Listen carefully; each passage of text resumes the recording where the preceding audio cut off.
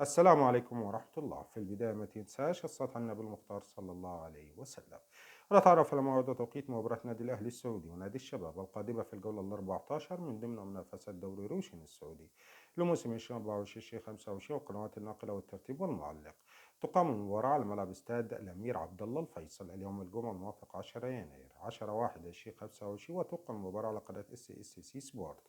ويعلق على المباراة المعلق جعفر الصلح. ويدخل نادي الأهلي واحتل المركز الخامس بالترتيب برصيد 23 نقطة من 13 مباراة، بينما يأتي نادي الشباب في المركز السادس برصيد 23 نقطة من 13 مباراة. وتنطلق صافرة البداية في تمام الساعة 6 مساء بتوقيت الجزائر وتونس والمغرب، والسابعة بتوقيت مصر والسودان وليبيا وفلسطين، والثامنة بتوقيت العراق والسعودية الكويت البحرين وقطر والأردن وسوريا ولبنان، وفي تمام الساعة 9 مساء بتوقيت الإمارات وعمان. لا تنسى تشارك برا في التعليقات عن توقعاتك لنتيجة المباراة.